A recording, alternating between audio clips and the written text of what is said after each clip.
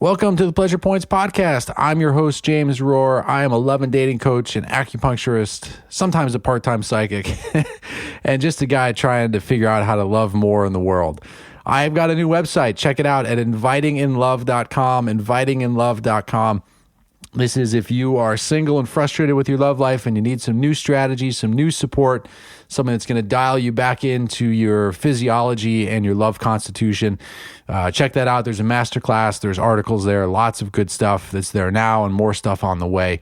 You can also follow me on Instagram at James E. Rohr. All right, if you've been listening to these episodes, you know that I'm obsessed with presence, with mindfulness, with meditation, with just being able to check back into your heart so that we can stop reacting so much, handle being uncomfortable so that we can be at peace and feel free and live the best life possible. And today's guest knows all about all of those things. Her name is Ellie Burrows. She is the CEO and one of the founders of Mindful Meditation. This is the first drop-in meditation studios in Manhattan. They have 2 locations in Manhattan and one back in my backyard here in Williamsburg and Brooklyn. You can find them on the web at Mindful Meditation. That's MNDFLmeditation.com. There's no vowels in the mindful part there. So mindfulmeditation.com. You can check out Ellie on Instagram at Ellie Burrows.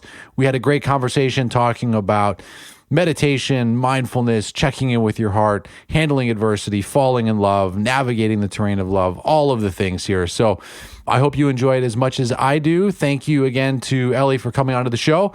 And without further ado, Ms. Ellie Burrows.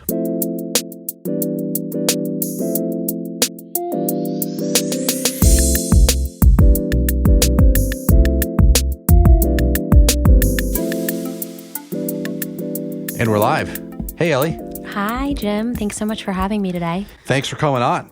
So when I first met you, we were at like a Friendsgiving. We were at a Friendsgiving. And we started talking about, I think you said you'd gotten married recently. Mm-hmm. And my first question to you was, does he meditate? And you said, no. And I said, well, that's great. Mm-hmm. And you looked at me like I had 8 heads and you're like, you're the first person that thinks that's a good thing. Yeah. Because seriously, I mean, couples that meditate together, like, how gross is that? I mean, I think it's pretty wonderful. But I also think it's wonderful when couples have, separate interests. And, it's funny when you hang out with a bunch of meditation teachers, oftentimes they're with partners who also love the practice just as much. And I think sometimes we get attached to ideas about what might raise our partner's consciousness, forgetting that, that partner of yours is on their own path. And that's really up for them to decide. Right. Yeah. Right. Well, I'm really excited that you're here. And so you are the founder of Mindful. Yes. Why don't you tell us briefly about what all that is? Sure. So Mindful exists to enable humans to feel good, and it's a network of meditation studios here in New York City. We have 3 locations, Greenwich Village, Upper East Side, and Williamsburg. We're also in over 200 companies teaching meditation in and around the New York City area, which is incredible to send our incredible teachers out and, not, I was going to say microdose, but it's more like heavily dose, employees from different companies, everything from like buttoned up financial institutions to creative agencies and fashion companies, and really teach them how to bring and build a more conscious culture to the workplace. So we do that. We have a video channel for about the 15% of our community that lives outside of New York City. So you can sit with our teachers, even if you're not here. And that's wonderful because our teachers have donated their lives to studying these wisdom traditions and sort of offer it so generously to our community, both here in New York and at large. We have a nonprofit arm called Mindful Ed, where we do what we do in underserved communities and schools. And we also have a teacher training. I think we just kicked off our 4th cohort, if I'm not wrong, maybe 5th. And so we've graduated, I think, close to 200 people from our mindful teacher training. And those individuals can now teach mindfulness and compassion. So awesome. Yeah, we're the first drop-in meditation studio in New York. And I love what I do. It's crazy that I get to do this. Yeah. That's amazing. So I went yesterday to check out the Williamsburg studio, and I loved it. I had a great time. I mean, everything from like just booking online to showing up, the place was obviously super chill. It was great. And one of the things that struck me afterward, when I was actually talking to my sister about it afterwards, where with the online booking, you get to choose your cushion. Oh, yeah. People can be super particular. So, and meditation can feel really intimidating. Like, I don't know what I'm wandering into, or I want to create some safety around the experience I'm going to have. So I know that people get really crazy about like their spots and fitness classes here in New York, and space is such a premium in New York City. So if someone really feels comfortable being next to the door or right in front of the teacher, or, near the window where the sun is, trickling in, and that's really going to enhance their meditation experience, then they should feel free to choose, what spot, what cushion speaks to them, what's going to make them feel most comfortable. Yeah, I love that, especially to make the whole experience so much more comfortable. And, I was thinking about my clients who have anxiety, and there's all sorts of jokes about people that go to yoga regularly about where do you set up your mat, and if someone comes too close, and like that whole thing. And I was just like, why aren't yoga studios doing this? Just kind of like, put the numbers on the floor like you guys do. But yeah, afterwards I was like, wow, it was so great going there and just like not having any of the like, oh my God, like as a dude going to some of these things where there's typically, at least in yoga, like there's usually more women, and you set up in the yoga mat and you're like, oh, is she going to think that I'm like creeping? Like she's pretty, but like this is the spot that has the most room. Like I don't want to be seen as a weirdo. And with this like online booking, it just took care of all that. Yeah, no, it makes the process seamless. And so when we're giving people their little tours, when we are making them feel really comfortable and kind of like helping them settle into sitting alone with their own thoughts, which can be really scary, we're just like, don't worry, here's your cushion. Also, if cushions aren't for you, we have chairs, back jacks, blankets for temperature control. Like your teacher can help you find your seat. So we really want to make sure that, we are making you as comfortable as possible. And, and I totally know what you mean about yoga studios. I feel like they're kind of, actually my dance class is a little bit like this, but I know that I feel a lot of pressure to show up because I personally like the front row, and whatever that tells you about my personality might be true. But I love to go to Body by Simone. I love to dance in the front row. And part of the reason I wanted people to choose their spots was, yes, so they could select their preference and feel comfortable, but also so they like know that the place that they like is secured for them. So yeah, that's why we did that. Yeah, and then the nerd in me was wondering if you guys are running any kind of like statistical analysis of which cushions are chosen first. Well, no, we're not. But anecdotally, I would say front row kind of to the direct left or right of the teacher, and then middle row towards the center. If we're talking about getting specific around what people choose in each row. And then if you are in our Greenwich Village studio, the last row, you can totally scoot your cushion up and have back support against the walls. So for people who are like, this posture thing, like I think I just want that wall against my back. No problem. Like that's usually a preference for someone who, wants some support. So. And so you guys, I noticed that the classes are 30 or 45 minutes. Yes. And sometimes 60, sometimes 90 minutes for our larger events. So we'll have our regular classes, which are all thematic: mindful breath, mindful heart, mindful sleep, mindful sound, mindful intentions. You get to really decide what's helpful for your day. And we offer those in different lengths. And then our events like our sound baths or our more kind of specific events around meditation and a specific topic you might want to tackle, whether it's mindfulness in relationships, or we just did something at the Upper East Side, mindfulness in human design, which was led by Erin Clare, who you may know. She's amazing.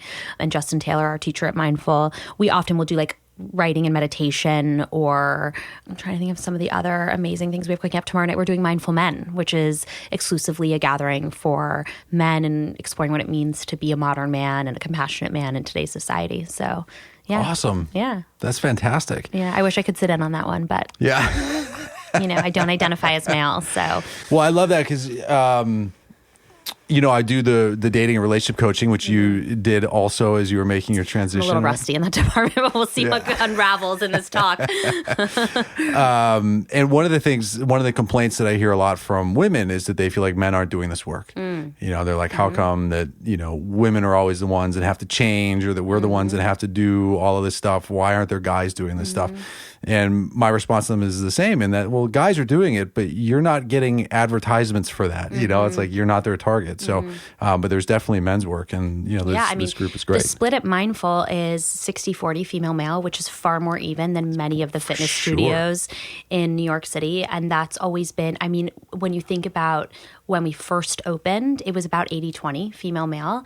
And what we saw is that as Mindful picked up traction, because it was the first to market in New York City, so when publications like the Wall Street Journal started writing about us, or Men's Health, or the New York Times, we saw that ratio really start to even out. And yeah, I mean, that's like such a long topic about whether or not, men, women, non-binary, like who's doing the work. Yeah, I think it just depends on each individual and where they are on their own path. And so with you and you grew up in film, right? You grew up in Hollywood, and you were working. I did my homework on you. Yeah, thanks. And so you were doing you were working in the entertainment industry. Yes. And you felt this kind of yearning in your heart for something else, right? Yeah, I did. I would notice the way. Well, first of all of my sort of, I guess we could go back I'll tell the short version, which is that, I grew up in a family, yes, in the entertainment business, and they derive an enormous amount of joy from what they do. And I saw that joy every day growing up. I was very lucky to see that joy. And I assumed that joy was awaiting me because, sometimes if you grow up and your parents are doctors, you'll be a doctor. If your parents are teachers, maybe you'll end up being a teacher. So, you're modeled by these individuals whose lives you depend on for your own survival. And so you begin to emulate them in all sorts of ways. And this is why therapy even exists to begin with. It's like work out all the ways you should and should not emulate them. But, I really loved what I saw, and I was like, oh, that same joy is awaiting me. So I went and studied film and came to New York, and all of my free time was spent in spirituality. And that was a result of a health scare I had had. But the more I began to explore my own consciousness, the more I was fascinated by what I was uncovering, not just with myself, but my consciousness of others, collective consciousness, and really feeling like the way my colleagues would show up and talk about film is the way I showed up and talked about consciousness. And I was like, I want to feel that way about what they're doing. I want to have what they're having, that old When Harry Met Sally thing. So I decided to make a change and start to make some decisions and choices that felt more aligned with what I ultimately wanted to do. And that's actually how I ended up going to NYU coaching school and becoming a dating coach. Because that felt one step closer to what I was ultimately going to do. It was like a yes on the path. Awesome. And what is this question might be just too huge, but if you could say sort of one or two things that you discovered or that you got from diving deeper into meditation practice. Oh my God. I think probably my first is I think so often we feel like we don't have a choice in life, and meditation is really the first thing that showed me that every moment I have choice, from something as simple as what I'm going to eat today to something as major as how I want to respond to my partner. And look, sometimes there's a chemical reaction happening in our body and it gets the best of us and we lose our shit, and we're never perfect. But I think flexing that muscle of choice, starting with something as simple as choosing between your thoughts and the breath, or becoming aware when you're in thoughts and you have to return to your mantra, all of that is choice. So really developing that muscle on the cushion and then flexing that off the cushion, that's a big one for me. And I would say another major thing I've gotten out of meditation is just getting really comfortable with the unknown, because it shows you how your mind works. You sit enough hours with your mind. So I just completed a 2,000-hour meditation teacher training program to become a Vedic meditation teacher. Thank you. And part of that was a 30-day meditation retreat where I was meditating essentially for 14 hours a day in practice for 14 hours a day, starting at 3:30 in the morning, completing at 8 o'clock at night. About around 8 o'clock, if my breaks weren't too long. Sometimes it'd be 9. Anyways, and when you become that familiar with your own thoughts, it tells you a lot about who you are, how you see the world, how the mind works with the heart. You go into all sorts of little corners of consciousness when you're just sitting like that. And it just changes your relationship to your mind and how it functions and how scary the unknown can be. It just gets you more comfortable with that. So I would say when I'm thinking about it is a larger question. We could have a whole podcast just on my favorite benefits. But I would say choice is a big one, getting comfortable with the unknown. And I find sometimes it can also really help with sleep. So if anyone is struggling with sleep, Vedic meditation can be very, very powerful to help train the body to relax and, sleep for a few hours rather than, constantly being agitated. Amazing. Yeah. And the Vedic meditation uses more mantras? It uses a mantra. Mantra. Yeah. So, or different mantras depending on who you are and what your teacher sort of gives to you. But yes, it uses a primordial resonant sound that causes the body to relax, and it de-excites the whole nervous system. And it's practiced twice a day for 20 minutes, where you very faintly and very effortlessly sort of recite this mantra, and it puts your body into a state of deep, deep, deep relaxation. Yeah. And it requires like a 4-day training to learn how to do it, mostly so that you can leave and come back and tell me what your experiences are, so we can continue to tweak and refine your practice to make sure it's, robust and it can last a lifetime. Amazing. My ex-wife was into Nichiren Buddhism for a while, and they have like a mantra that they would use. And I remember, sometimes we would do that together, and it was like feeling the vibration in the chest was like such a cool thing. It felt like this entrainment or this hypnosis that happened on a lot of different levels. Yeah. I mean, I don't know if you've ever done any sort of resonant sound experiences, or even chanting in Kundalini. You can sort of begin to feel those effects. And some people really love that because it becomes, even though meditation is both a mental, physical, emotional experience, there are ways where it becomes more of a physical experience than perhaps just like sitting alone with your mantra or your breath. And you're actually, holding your arms up in a V and, pushing your body to the limits, and also chanting at the same time, which can be a very powerful, very, altering experience, depending on if that's the right style for you. That's why we have mindful, so you can really figure out what feels good to you, because what feels right to you isn't going to feel right to someone else. Just like dating, like something that's right for someone isn't going to feel right for someone else. So lots of variety out there. The class that I went to yesterday was, I forget what she called it. Maybe it was like a conscious awareness class or something like that. Open awareness, conscious awareness. Maybe. It went by so fast. It was only a 30-minute class, and I felt like I sat down and then it was over. That's why people love those 30-minute classes. And the teacher, the woman that taught it, was funny. She was like, yeah, sometimes it feels like that, and other times it feels like an eternity. Yep, totally hiking up Mount Everest, And we always say, anytime you sit down to practice, your nervous system is in a different state. So the way it is in the morning is different than the way it is in the evening, in the middle of the day, depending on what happened to you that day. If someone body checked you on the subway, or if you got a scary email, or you like snuggled with your beloved, your nervous system is going to be different every time you sit down. And so that's a great example of like, perhaps you were very, very relaxed and you were really in the zone, and it just like went by like that. And then another day, if you had maybe strained your back working out, and you were like sitting on the cushion, you'd be like, when is this over? Yeah. It just depends on what you're feeling and how you come to your practice that day. And that's why I think that meditation practices are so important, especially with people that are single. I mean, with the women that I work with, it's crucial.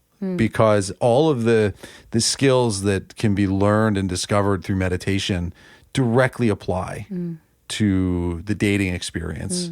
And then, of course, they apply everywhere, but especially there, it's like, just listening to you talk about, like, is this time going to be over? It's like, you can imagine a date where you're just like, oh, fuck, like, is this ever going to end?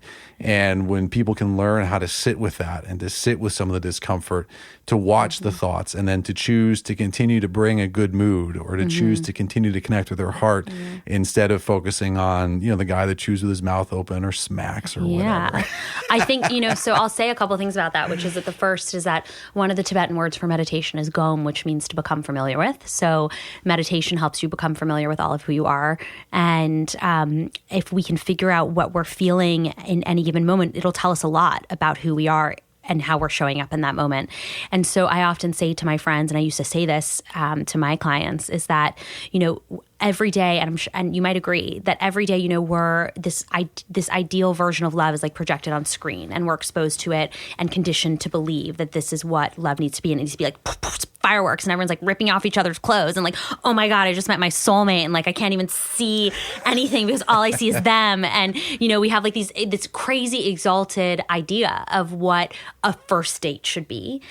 And then we think that anything other than that is repulsion, right? So even if you're like, I'm not sure, or like, I'm curious, or what you're feeling is indifference, all of a sudden indifference is like repulsion because it's not that. Or like, I'm not into this guy because it's not that. And I think that that's a tricky thing. So I think if we're sitting there and we're really mindful of what's coming up, it's like, okay, can I hold the fact that he's chewing with his mouth open in my awareness, and also listen to everything that's coming out of his mouth and see if this is someone who has similar values? that I do. And, open mouth chewing or whatever is something we can work on down the road. Right. So I think being really able to understand who you are, how your judgments are coming into focus, into play, and having compassion for yourself and, things that might trigger you, and compassion for the other person who's putting themselves out there. There's lots of ways that meditation and the practice of mindfulness can sort of integrate itself into a first date. Yeah, it's amazing. And I think a lot also about just that desire for desiring, and that like wanting, women that want that chemistry and the fireworks. Yeah. And, pretty much if I have a client who had a first date that's like that, I'm going to celebrate that they had that. But I'm much more excited when someone says that they had a first date and it was okay. That's how I feel too. Yeah. When someone's like, I had a first date. Okay. Yes. Yeah. And when someone's like, I had a first date and it was okay, I was like, all right, go on a second one. That's good. Right. I totally agree. And when it's like fireworks, I'm like, okay, that's incredible and that's wonderful. Enjoy every minute of that and just keep your eyes open, right. Keep your ears open, keep your soul open and just see how that kind of unfolds. And I think just like a very kind of like non-extreme first date is like a good thing. Mm-hmm. And I think people sometimes need to be reminded of that. Yeah. Yeah. Sometimes blandness goes a long way. Yeah. Indifference goes a long way. The unknown goes a long way. Like, I'm not really sure actually how that date went. Yeah. It was neither good nor bad. I'm like, great, go on a second one. More. You need more information about that person. Yeah. Mm-hmm. And to a certain extent, at least in my experience with meditation, there's obviously parallels to that. Sometimes where you sit and it's like, yeah, that happened. I had some experience there. I remember I treated this guy years ago who he used to come in and he would say, I was like, why are you here? He goes, I used to be a good meditator.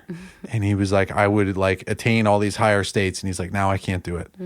And I was like, I think you might be missing something. It's like, it's about arriving here in the moment. Yeah. And this dude was plagued. I mean, for like a year, he would come in periodically and he would just be like, I can't get back to where it was. And it's like, well, you're not supposed to get back to where it was. I mean, yeah, I have so many thoughts about how similar that is to like heroin addicts when they talk about like their first high and always trying to get back there and not to take it to such a dark place. But, right. Your every high after that is trying to get back to that first high, which you will never, ever experience. And that's not to say the same thing as meditation is heroin and vice versa. It's absolutely not. But that thing where you're always chasing some idealized experience takes you actually totally out of the present moment, exactly what you're saying. And it makes you crave something that's not even here in this moment. It's like in the past. So yeah, I think just being really open to and really exploring and being kind of okay with whatever is occurring in the present moment or whatever your sit looks like that day. And hey, there are moments during that, 30-day meditation retreat when you're that lubed up with meditation where you're like having the most amazing experiences with your own consciousness. And my expectation that like I'm going to sit down for 20 minutes and it's going to be like that where I had already been meditating for a week, 14 hours a day, and my nervous system is going to be primed and ready is not real. So yeah, and sometimes and even with beginner meditators, especially in Vedic meditation, they want that deep dive into transcendence and think that that's the goal. When really, sure, that is a sign of correct practice, but so is a thought-filled meditation because it's a sign of your body throwing off stress. And so we talk a lot about that in our tradition and what that looks like. And, if you want to learn more, you'd have to come take a 4-day course. Yeah. That's about as much as I can say.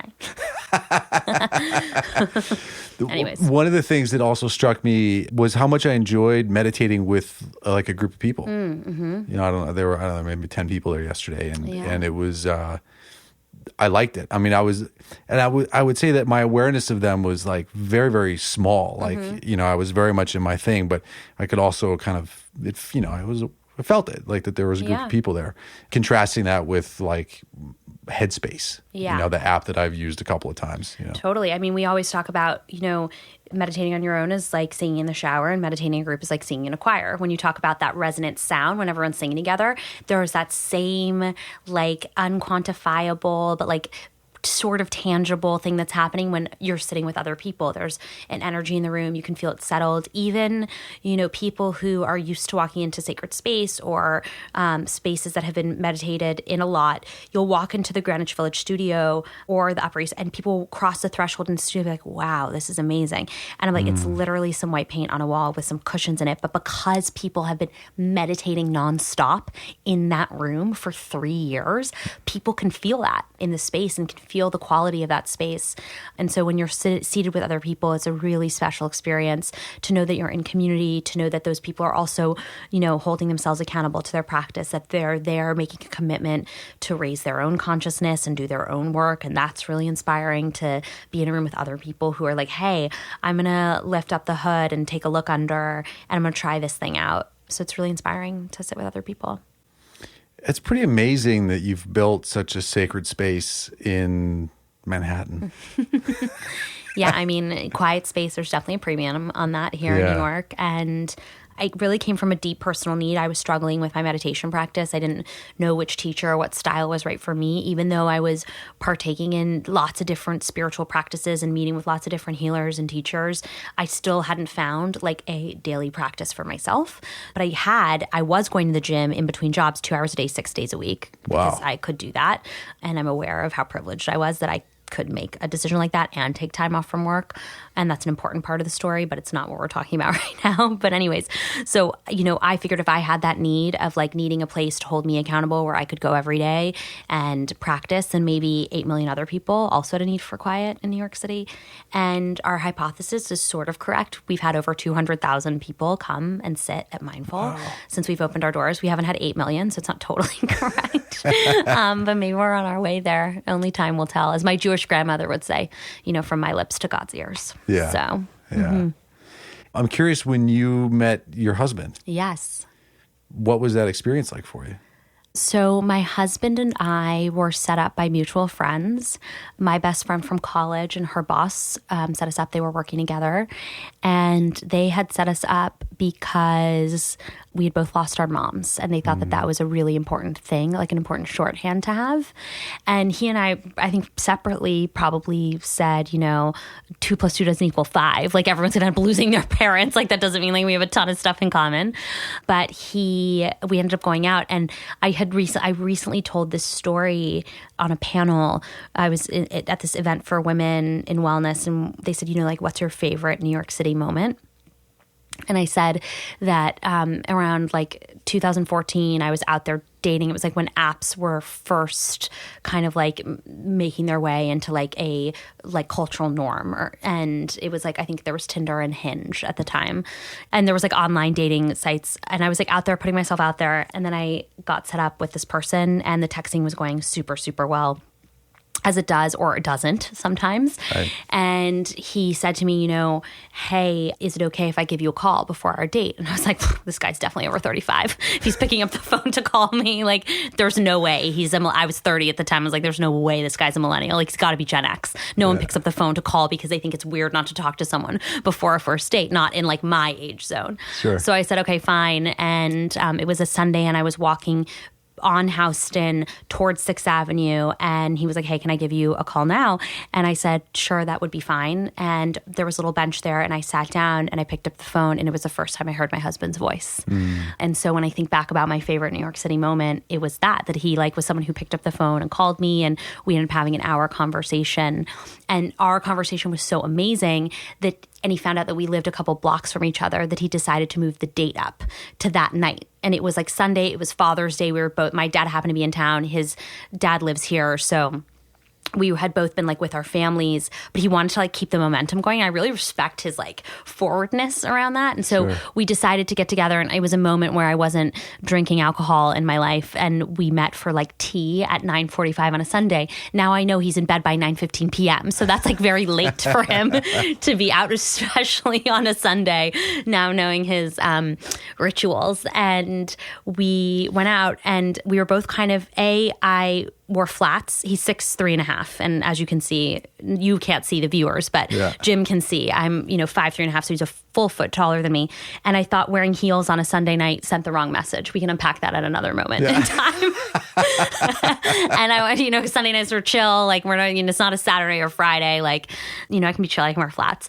And he was so enormous compared to me in my flats. And we went for tea, and I think he had tea, and I'm pretty sure it was essentially a podcast because I talked the whole time and he just laughed. And then he walked me home, which I thought was like so gentlemanly. Mm-hmm. And we like awkwardly waved to each other from like 5 feet away. And it was like the conversation and the texting leading up to that first date were so dynamic and so amazing. And the date was great too.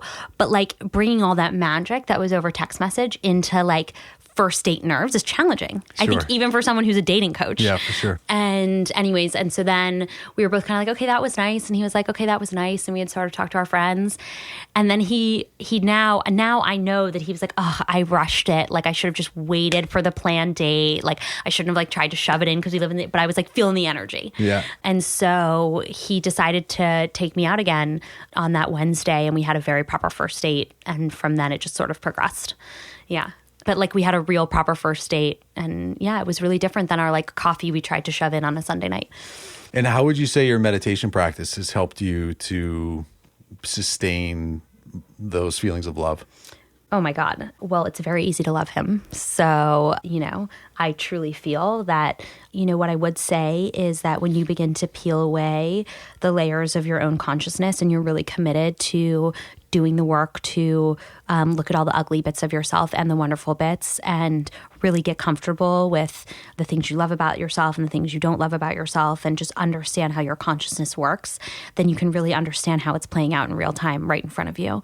And so I would say it's a combination of always wanting to really not only just be present with him when I can. And by the way, like I also have a laptop and an iPhone. And sometimes like when you live with someone, you sometimes feel like they're your accessory and vice versa. But so like it takes work even for someone who's conscious around it. So I don't want to be like, oh, now that I meditate, like everything in my relationship is fucking perfect. Like I just want to put a big disclaimer. It's not, because I make mistakes all the time. But what I would say is it probably helps me be more accountable. It really helps me when I'm really triggered by something, because I think it's easy when you spend that much time with someone else, you're going to constantly be triggering one another. Mm-hmm. But also just like really allows me to like just fully like love him for who he is, like his own, like, and really appreciate our separate subjectivity, right? He's not just like a continuation of myself. He's his whole own person. Yeah. And it's like, he's got so many incredible qualities about him.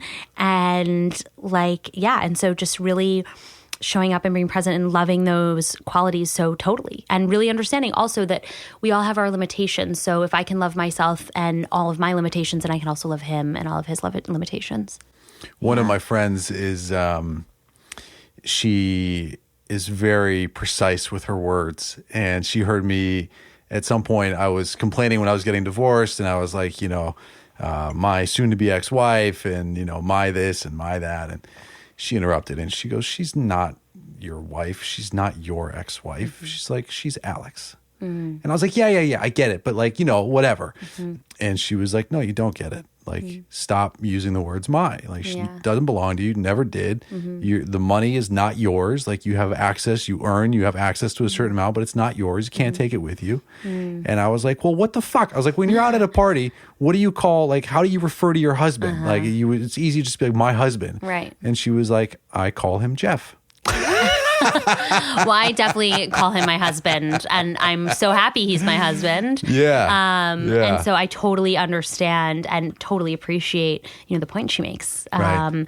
And sometimes to me, a relationship feels like being alone together, right? Because we are having this individual experience, and I think we have this desire to like just like fall into each other and just there's no end and no beginning. And we like idealize that, but there is like an end. Like I am my own person. I am limited by this human form that I'm in. And he's, you know, his own person. He's limited by his human form that he's in. And like how we come together and navigate that, that's what makes it beautiful. And I was sitting actually a couple, maybe, oh my God, it's probably a couple of years ago now, with another Vedic meditation teacher, Light Watkins. And I had said to him, he was like, so I remember him saying like, so you think you're going to like marry this guy? And I was like, I do. And I was like, I think he's easy to do the hard work with. Yeah. Like I just found someone who's because it's going to be hard with whoever it is, because relationships take a lot of devotion and there's so much skin in the game and our hearts are on the line. And I cannot imagine for me a better person to do that hard work with. That's so beautiful.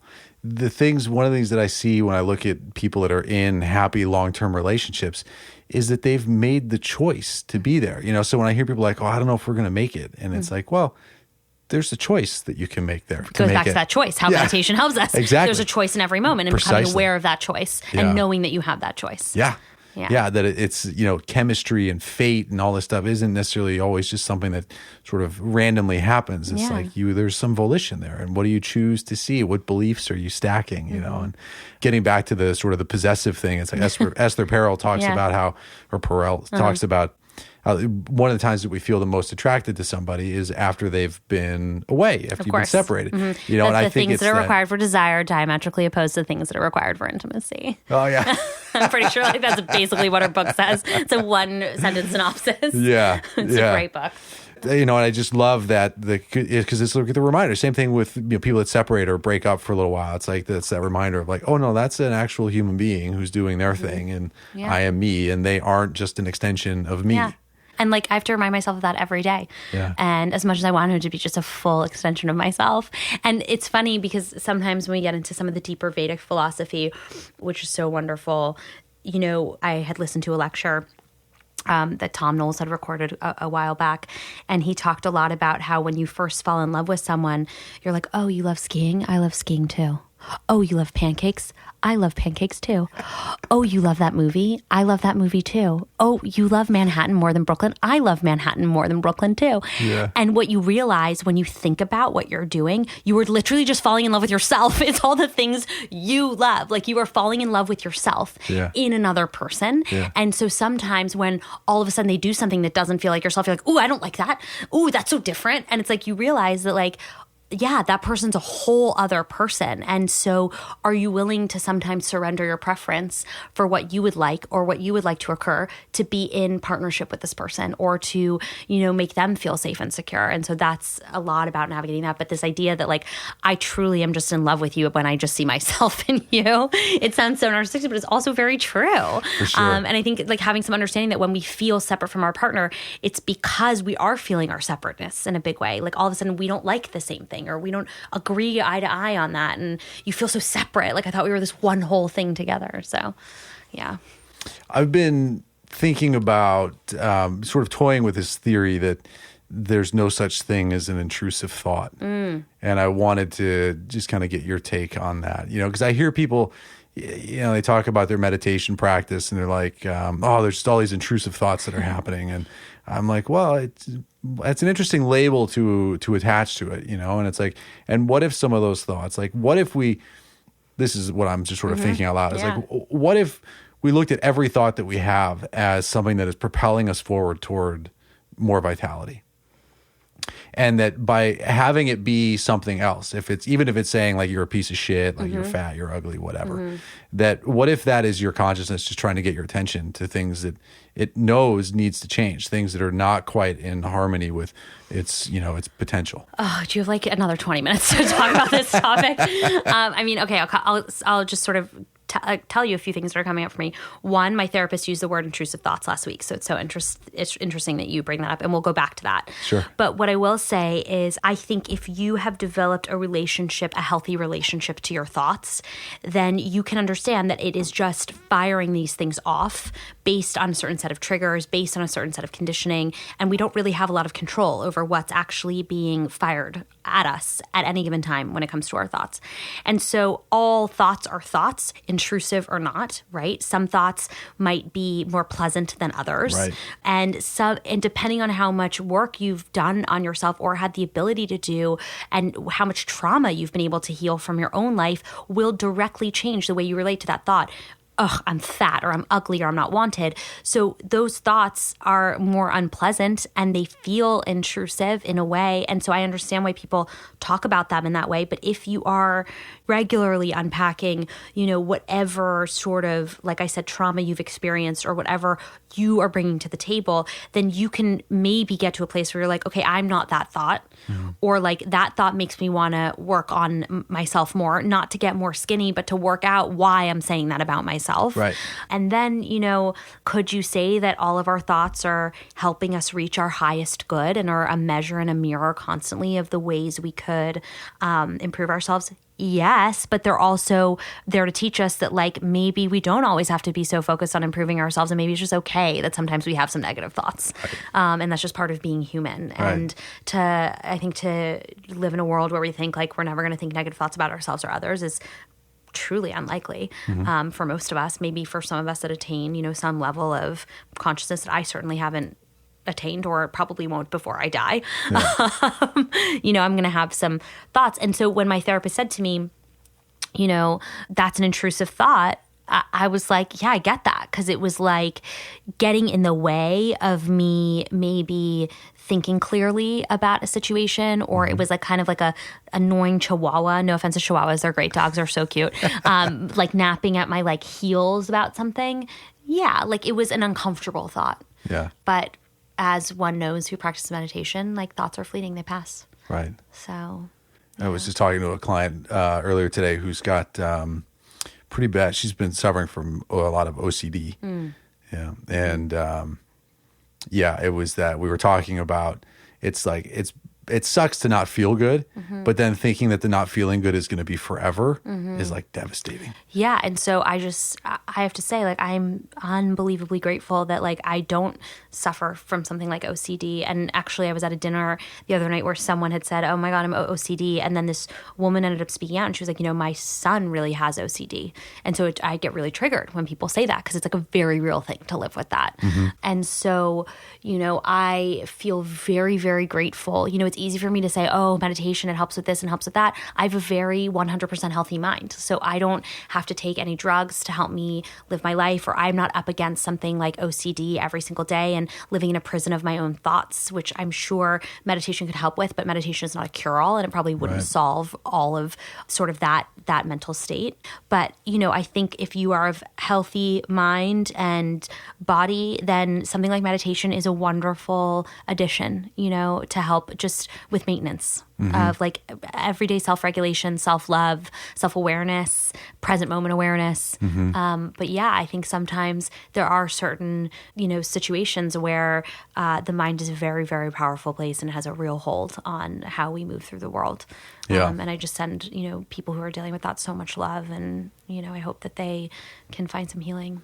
Yeah. And that's where, I say this sort of the theory on the intrusive thoughts is just, I'm playing with the idea, but I've never had suicidal tendencies. I've never, been plagued with some of these other things that, where some of that stuff comes from. But the conversation that triggered all of that was this guy came in and he's like, I've been reading all these books on manifestation and, creation and all of this stuff. And he's like, they say that like what you think is what it becomes. And so I'm so focused on this stuff, but then I have these intrusive thoughts and I think, am I sabotaging the creation of this?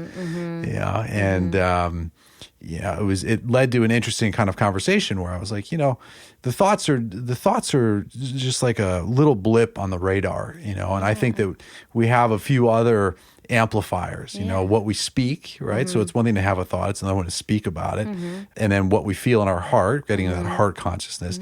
And then of course our actions, and so I was like, if those three things, what you're speaking, what you're feeling in your heart and your actions are all aligned, like you can have a couple of wayward thoughts or, hours of wayward thoughts, and it's okay. I mean, the brain is like wired. It has like a negativity bias. Like look that up on the internet, you know? So to be like, oh, I'm going to have a brain with like no intrusive or uncomfortable thoughts, it's just like not even possible. That negativity bias literally keeps us alive. Like, oh, I don't want to do that. That's a bad idea. Or, oh, I think I'm going to die if I do that, you know? And I think in some brain chemistry, it gets skewed and it becomes prohibitive to living a healthy, normal life. And then in other cases, like it is just a thought and it passes and it just gets in the, sometimes it can get in the way of our confidence or our self-love or whatever that looks like. So I totally hear what you're saying. Yeah. And to bring it back to dating and relationships too, it's like, yeah, you can have, quote unquote, intrusive thoughts that your partner may not be awesome. And sometimes he's probably not awesome. Yeah.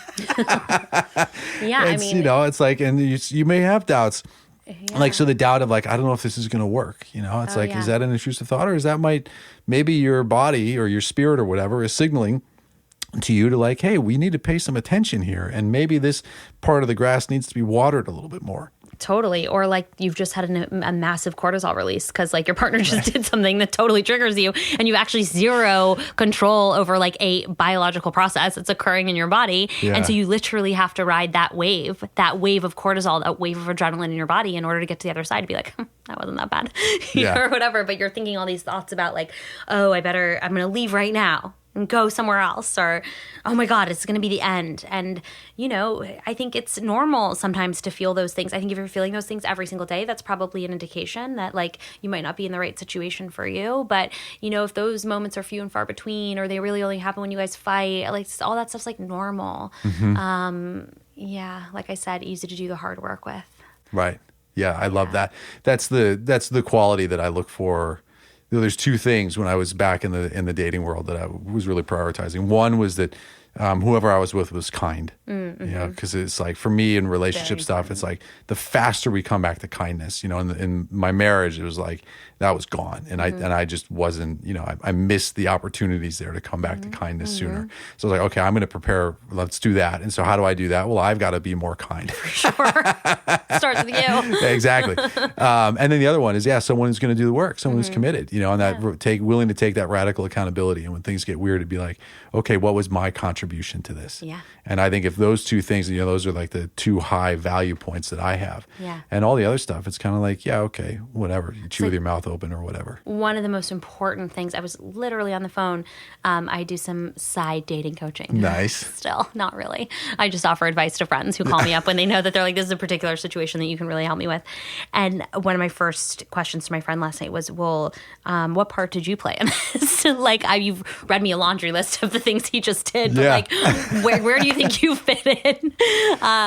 And she kind of answered me like very surface level at first. And then about an hour into our conversation, we were on the phone last night for an hour and 45 minutes. Yeah. And I actually love it because it's like I get to just, and not that I don't absolutely love meditation, because I do. I said this to you before we started recording. It's fun to talk about something else, something else that I'm equally as passionate about or love or, have looked into and studied and whatever.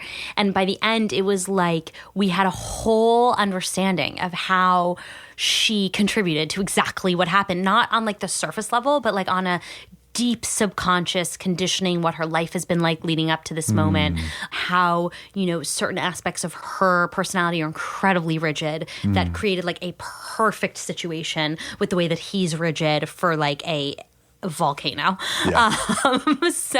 And just really understanding and getting really comfortable with the feeling of holding oneself accountable, even if they feel like there's a laundry list that the other person, like, okay, but like, I'm not operating in a vacuum. Like I 100% contributed to this. Yeah. So I really need to look at that. It's like I said, again, hard work. Hard work to do that. And I think the meditation is great. I mean, I was thinking about it yesterday in the meditation when, the heating system kicks in or the truck drives by and makes the noise, and it's like you get to observe what are the thoughts, what's my reaction to that. And it's not that the truck made me feel something. It's like, no, there was a sound. And then I chose to write the story that it was a truck. I didn't see the truck. I assumed it was a truck, and I just get to watch that whole thing. Like, what's the meaning that I'm ascribing to that? Totally. And I can resist this sound or I cannot resist this sound. That's the choice. Right. And so, where do we want to put our effort, Yeah. Because resisting sound requires effort. Or we could just like not and just let the sound happen and just go back to our practice. Right. Right. Where it's like, okay, so the dirty clothes don't get put in the laundry basket. One of my clients always complains. She's like, he gets it right next to the laundry basket, but it doesn't go in the laundry basket, And it's I really identify with that. Yeah. My husband and I, we have this we'll sit down together and have meals at home, and I always end up doing the dishes and putting them in the dishwasher, and he leaves them in the sink, and maybe he'll be mad at me for saying that out loud, but it's true, and I don't mind. I've gotten to a place where it's all right, that's just one of the cute quirks, and it's not that he expects me to clean up after him because I'm a woman, because that's not what our house is like. I have my own business, I'm an entrepreneur. It's just one of the things specific to him, and I'm sure I do annoying shit all the time, that he is hoovering behind me around something. Right. So, but I identify with her frustration. I remember when I was 17, there was this older gentleman that I knew who was getting married to a woman who had 2 daughters. And so he was the only guy in this house of 3 women.